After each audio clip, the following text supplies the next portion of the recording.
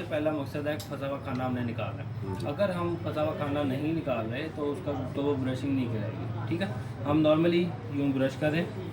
ठीक है, हालांकि ये फ्लैट सर्फेसिस है, अगर कोई फैट लेयर थी भी इसके ऊपर या तो वो भी एक बार में उतर जाती है। अब मैं 10 बार भी करी जाऊँगा उससे मेरे कोई फ़ायदा नहीं हो रहा खाना फंसा हुआ का। तो 2-3 टेक्निक मिला के ना हम 3 स्टेप्स हैं जो हम मेनली फॉलो करेंगे। सबसे पहला स्टेप क्या है कि ब्रश को स्ट्रेट नहीं रखना, 45 डिग्री पे रखना है और जहाँ मसूड़े स्टार्ट हो रहे हैं वहाँ पे रखना है।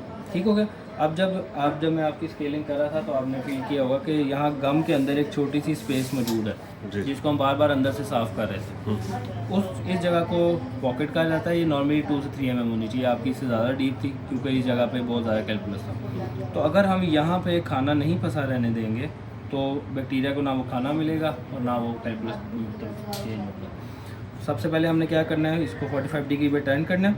अब जब मैं इसको राउंड दे रहा हूँ तो आप देखेंगे कि वो अंदर से अच्छी तरह सारा पॉकेट के अंदर से अच्छी तरह सारा क्लियर करता है। ठीक है, दोबारा देखते हैं, स्ट्रेट नहीं रखना, 45 डिग्री पे रखना है और गम लाइन के ऊपर रखना है। जब मैं इसको राउंड दूंगा आराम आराम से तो ये अच्छी तरह अंदर तक पॉकेट्स क्लियर होती जाएंगी। इसी तरह इधर भी है। ठीक है, 45 डिग्री पे रखेंगे अच्छी तरह और एंड तक मोलर तक हमने करना है। ये फर्स्ट स्टेप है। सेकंड स्टेप, दूसरी जगह जहाँ ये पहली जगह थी जहाँ खाना फंस रहा था हमने उसको क्लियर किया ताकि कैलकुलस बनना शुरू ना हो।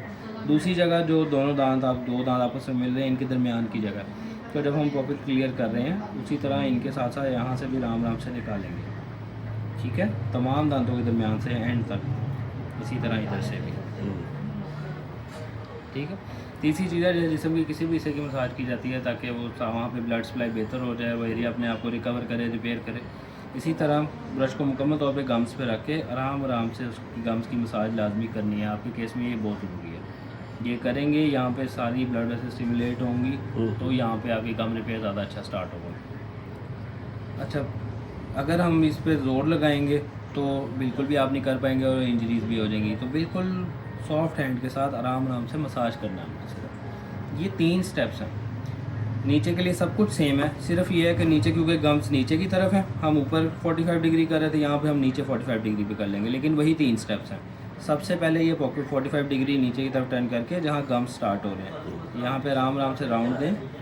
आप देखेंगे कि वो अंदर तक सारा साफ़ करता है एंड तक। ठीक हो गया। फिर इनके दरमियान से लाजमी निकालेंगे हम और फिर हल्का हल्का सा गम साथ भी। अब ये जो मेरे मुंह का नीचे वाला एरिया है इसके अंदर सबसे ज़्यादा आपका जमा हुआ था क्योंकि आप बाहर की तरफ फोकस कर रहे थे, अंदर उतना फोकस नहीं कर रहे थे। अब आपको समझ आ गई है कि जगह कौन सी क्लियर करनी है। जहाँ गम स्टार्ट हो रहा है वहाँ पे करना अच्छी तरह कि यहाँ पे खाना फंसेगा तो यहाँ से कैलकुलस लगना शुरू होगा। अगर हम यहीं नहीं फंसने देंगे तो आगे लगेगा नहीं। तो सबसे पहले ये गम जहाँ स्टार्ट हो रहा है यहाँ पे करें, फिर इनके दरमियान से निकालें और गम पे ये जो मैं पॉकेट्स क्लियर कर रहा हूँ इसी तरह एंड तक यहाँ तक जानी चाहिए। कई पेशेंट्स के यहाँ पे ये बहुत ज़्यादा होता है क्योंकि इस एरिया को वो नहीं कवर कर रहे।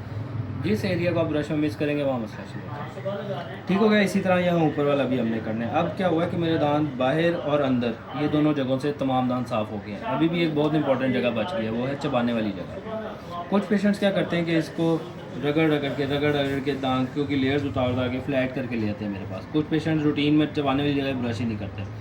तो रगड़ना नहीं है, सिर्फ ब्रश को रखें, 3 से 4 बार राउंड मोशन दें। जो खाना फंसा हुआ था वो निकल गया, दोबारा से केरीज नहीं होगी, कोई कीड़ा नहीं लग सकता। इसी तरह इधर भी लाजमी 3 से 4 बार राउंड दें। हमारा आपको मैंने इसलिए शुरू में बात यहाँ से करता हूँ कि खाना निकालना मकसद है। इसी तरह ऊपर वाले भी हमने लाजमी करना है और इधर भी।